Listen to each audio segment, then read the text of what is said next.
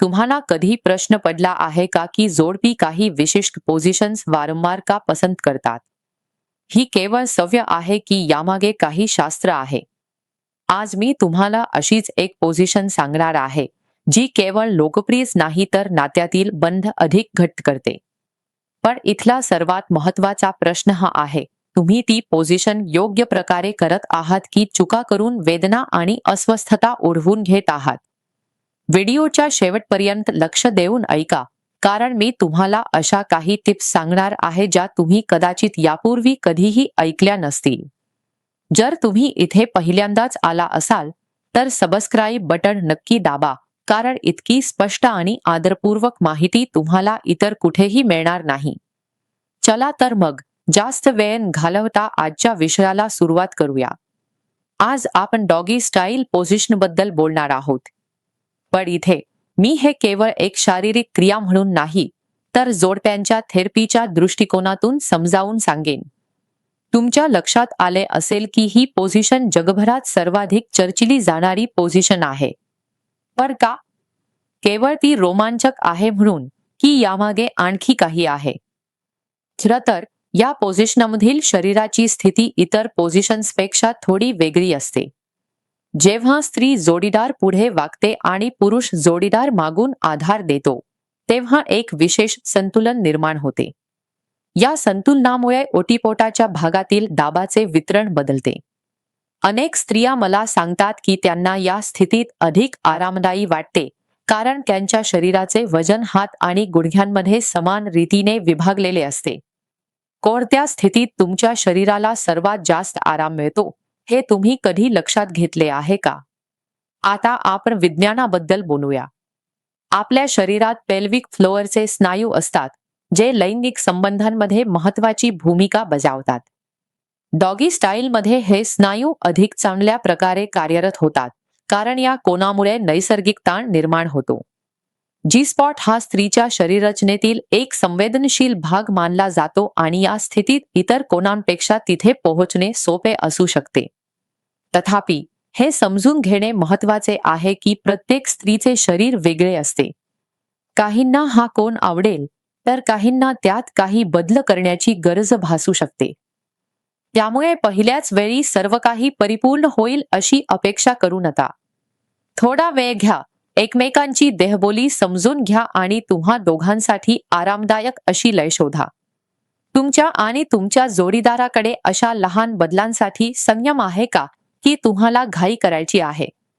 या आसनाचे पुरुष जोडीदारासाठीही अनेक फायदे आहेत.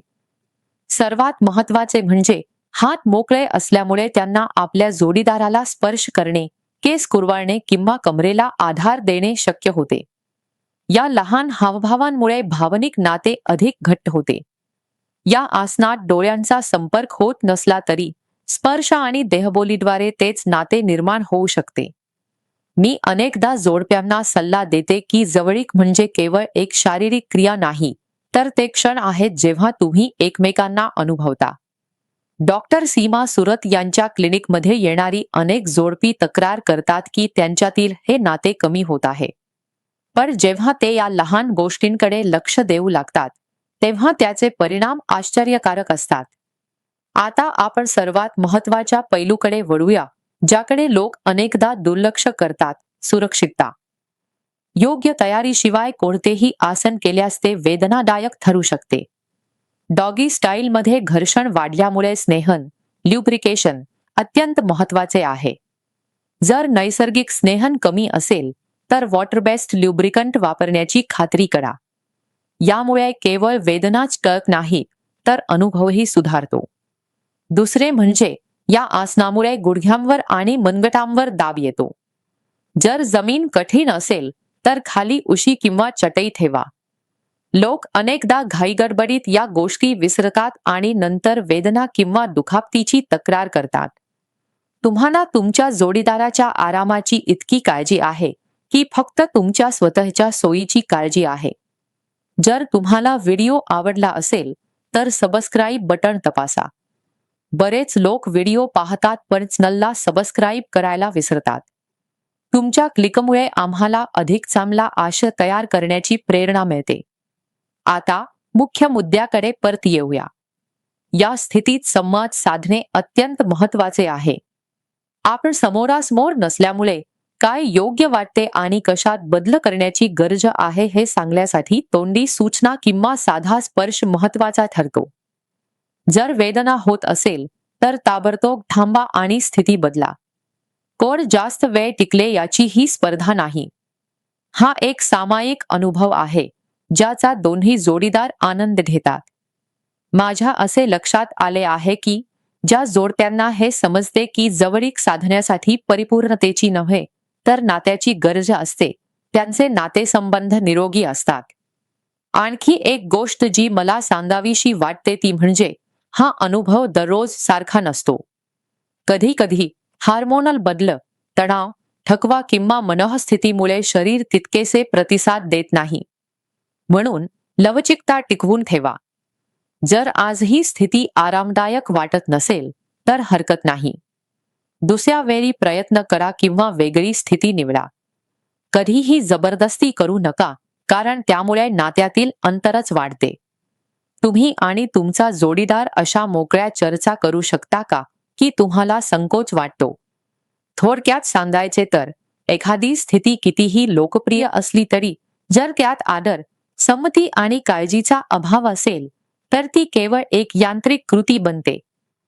खरी जवळीक तेव्हाच निर्माण होते जेव्हा दोन्ही जोडीदार एकमेकांच्या मर्यादांचा आदर करतात आणि एकमेकांच्या कल्याणासाठी वचनबद्ध असतात. चला आप एकत्र शोध घेऊया. डॉगी स्टाईल किंवा इतर कोणतीही पोझिशन हे फक्त एक साधन आहे. खरे नाते तुमच्यातील विश्वास आणि समजुतीवरच निर्माण होते. म्हणून या गोष्टी लक्षात ठेवा आणि तुमच्या वैवाहिक जीवनात ताजेपणा आणि जवळीक आणा. जर तुम्हाला ही माहिती आवडली असेल आणि अशाच विषयांवर व्हिडिओ पाहायचे असतील तर चॅनलला नक्की सबस्क्राईब करा. आम्ही दर आठवड्याला नवीन विषय घेऊन येतो आणि तुमच्या प्रश्नांची उत्तरे देतो. पुढचा विषय कोणता असावा हे आम्हाला कमेंट्समध्ये सांगा. पुढच्या रात्री एका नवीन व्हिडिओसह भेटूया. तोपर्यंत स्वतःची काळजी घ्या आणि तुमच्या नात्याला प्राधान्य द्या.